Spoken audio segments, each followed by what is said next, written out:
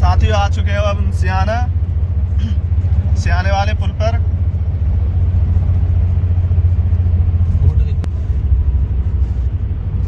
Board दिखा देगा, चल रहा है पूरा, चल रहा है पूरा। हम मुड़ रहे हैं दिल्ली के लिए, सियाने के अंदर जाने के लिए।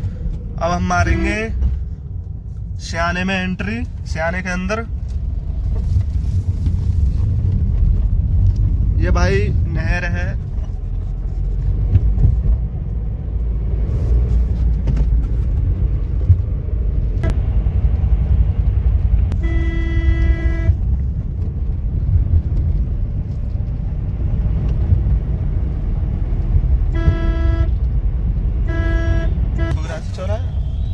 साथियों अब आ चुके हैं हम बुगरासी चौराहे पर।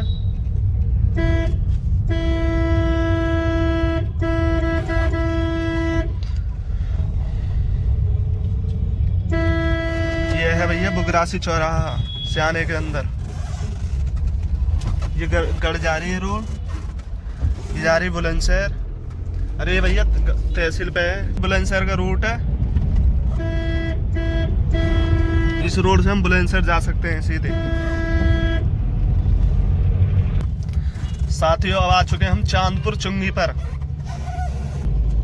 चांदपुर चुंगी पर आ चुके हैं और यहाँ पर बाबा साहब डॉक्टर भीमराव अम्बेडकर जी का पार्क है।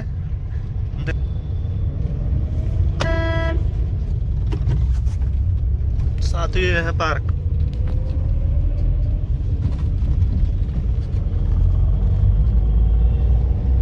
हम अब हापुड़ अड्डे पर हैं और सामने जो रोड है ये तहसील पर जा रही है।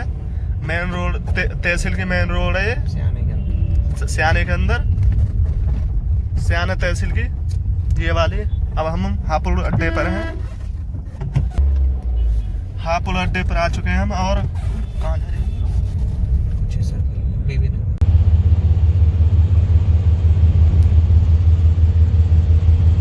कौन सा रोड है? दिल्ली लखनऊ रोड पे है भाई। हम इस टाइम दिल्ली जाते हुए क्या नज़ारे भाई देखो। हापुड़ बाईपास पे है इस टाइम हम। गाड़ी चल रही 120 गाड़ी की स्पीड, गाड़ी 120 फुल स्पीड।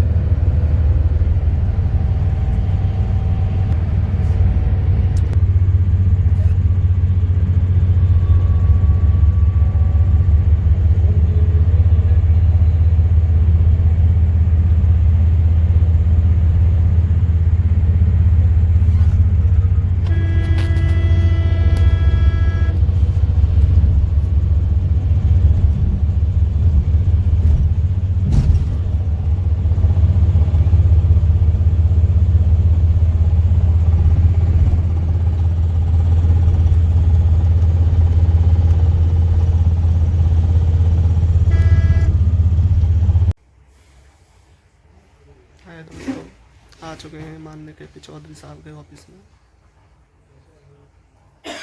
देख सकते हो।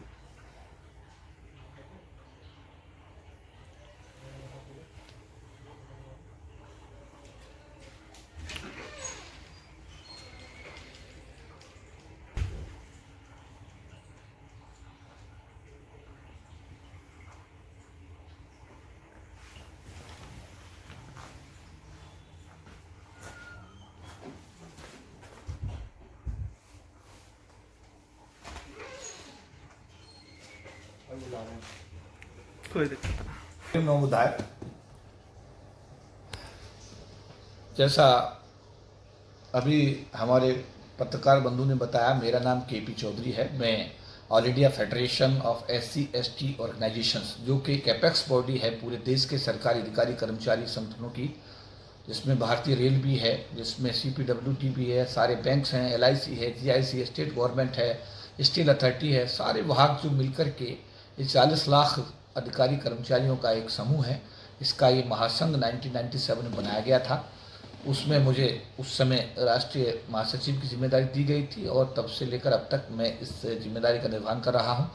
इसके साथ साथ भारतीय जीवन बीमा निगम, जो कि अपना SC/ST कर्मचारी अधिकारियों का जो कल्याण संघ है, जिसमें 31,000 SC/ST कर्मचारी पूरे देश में काम करते हैं, मैं उसका अभी राष्ट्रीय प्रधान महासचिव हूं। और अभी पिछले दिनों मैंने सरकार की नौकरी से इस्तीफा दिया था 14 अक्टूबर 2021 को, और राष्ट्रीय लोकदल पार्टी मैंने ज्वाइन की थी, और राष्ट्रीय लोकदल पार्टी में भी मुझे राष्ट्रीय महासचिव की जिम्मेदारी दी गई है।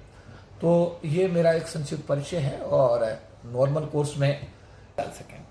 जस्टिस KG बालाकृष्णन, जो भारत के भूतपूर्व चीफ जस्टिस हैं, वो भी बहुत लंबे समय, करीब 5 साल लगातार जो लॉ की क्लासेज हैं SC/ST बच्चों की, वो यहाँ पर अब लेते रहे हैं।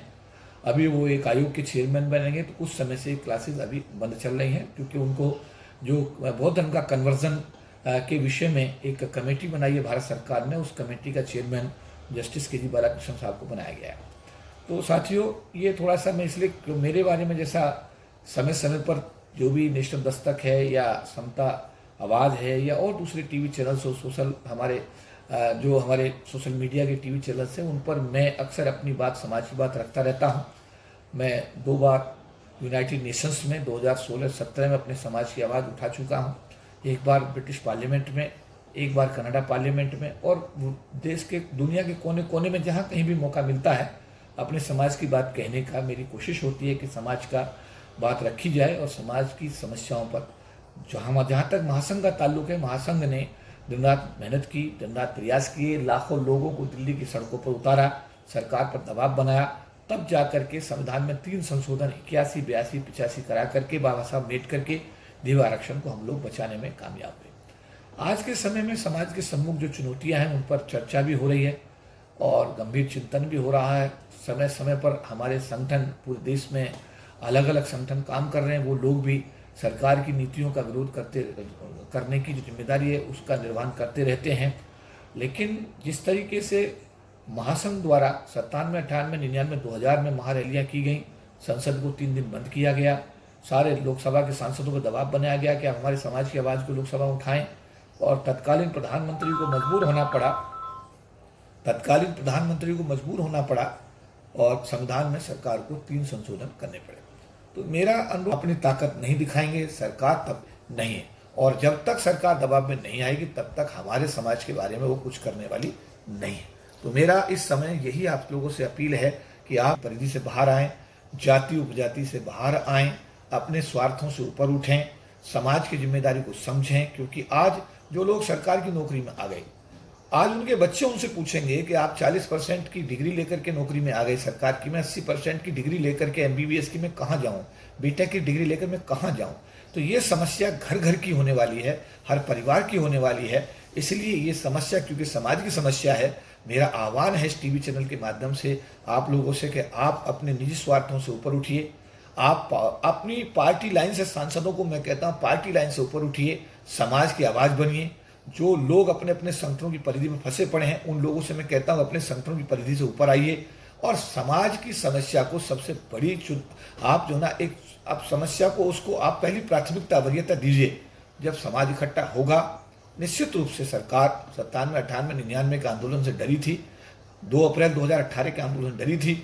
अगर ऐसा ही आंदोलन अगर दोबारा कर से हम सब लोगों ने मिलकर दिल्ली की धरती पे किया तो आवाज़ को मिलना चाहिए। उस दिशा में हमारे आने वाली जनरेशन क्या करे, और साथ ही सोशल चेंज के लिए, क्योंकि अब से आगे जितनी भी जिम्मेदारी है वो नई जनरेशन को ही उठानी होगी। तो आपका क्या मैसेज रहेगा? देखिए, जातिवाद खत्म करने के लिए डॉक्टर अम्बेडकर एक हमको बहुत बड़ा एक रास्ता देकर गए हैं, और उन्होंने खुद ब्राह्मण जाति की महिला से शादी की थी, और हम लोगों को साथियों आ चुके हैं हम बुलंदशहर काले आम चौराहे पर, दिल्ली से वापस।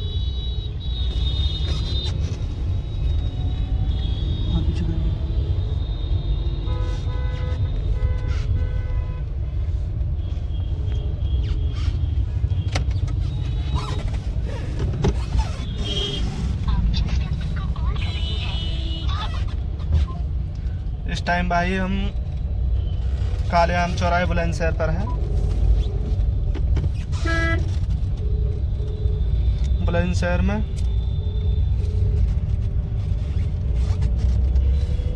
संजय कहाँ हो तुम?